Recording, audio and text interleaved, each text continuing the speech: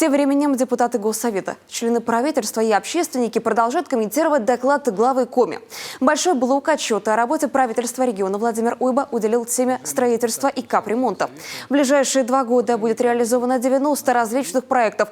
Это касается и ФАПов. Сейчас они модульные. Их установка занимает гораздо меньше времени, что позволит построить больше 30 новых пунктов.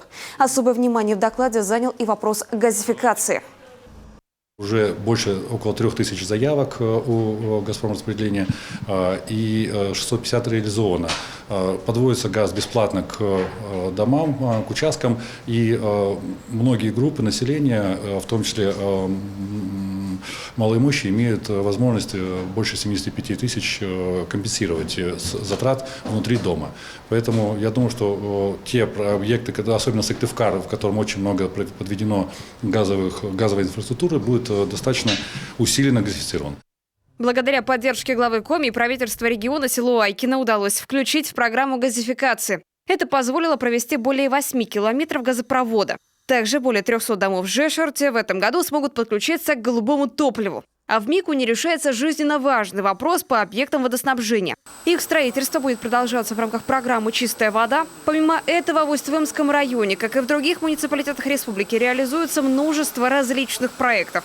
Хочу еще добавить, что именно благодаря активной работе нашего главы республики больницы Усть-Вымского района получили новое высокотехнологическое оборудование и автомобильный транспорт, и новый транспорт мы получили также для школьных учреждений. И уверена, что с этой командой во главе с Владимиром Викторовичем мы дальше будем двигаться по активному развитию нашего региона.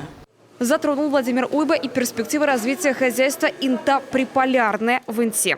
В бюджете республики на 2022 год впервые предусмотрели средства на закупку у частных лиц и в последующем переработку мяса оленины.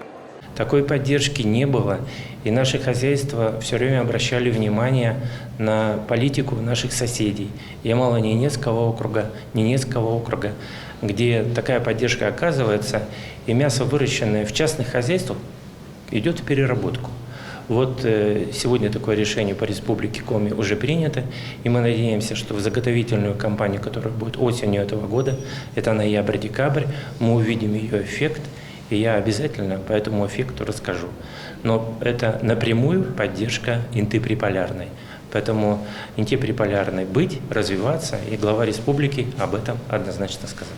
Динамично развивается программа «Народный бюджет». В этом году реализуется уже 545 проектов, и с каждым годом их количество возрастает.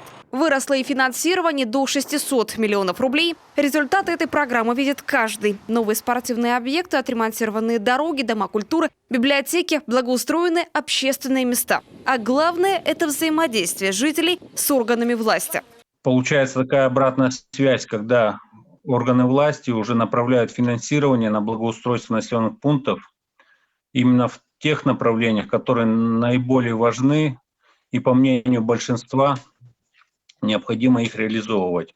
В докладе шла речь о развитии программы формирования комфортной городской среды и поддержки ТУСов. Благодаря первой в 2022 году будет благоустроено 23 территории в 7 муниципалитетах. В следующем – 24 объекта. Проголосовало больше 38 тысяч человек. ТОСы – это еще одна из форм привлечения денег на ремонт общественных территорий. Получают они средства и за счет грантов главы Республики Коми. Объединившись, написав проект, они могут это сделать.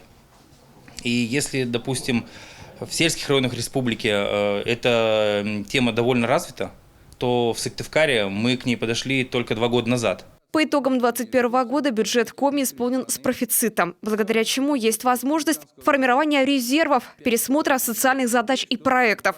К тому же регион получил бюджетный кредит, который должен снять нагрузку с муниципалитетов 3,4 миллиарда рублей под 0,1% годовых. Можно сказать, бесплатно, лишь на условии возврата. По результатам исследования Фонда развития гражданского общества Республика Коми по итогам 2021 года поднялась с 18 места на 13 место по социальному благополучию. А это говорит лишь о том, что Министерство финансов и правительство Республики в Коми в целом имеют правильный вектор движения. И я надеюсь, что у нас 2022 год тоже будет как бы относительно положительным.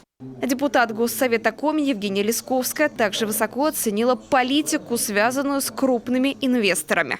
Мы не уйдем от того, что наша республика является все-таки сырьевой, промышленной. У нас очень много крупных промышленных предприятий, и все-таки основное наполнение бюджета дают именно они. И эта внятная, логичная политика стимулирует их развивать производство и привносить больше и больше налоговых платежей в наш бюджет для развития республики. Ну и плюс это хороший стимул для развития социального партнерства, который крупнейшие промышленные предприятия активно в последнее время воплощают в жизнь.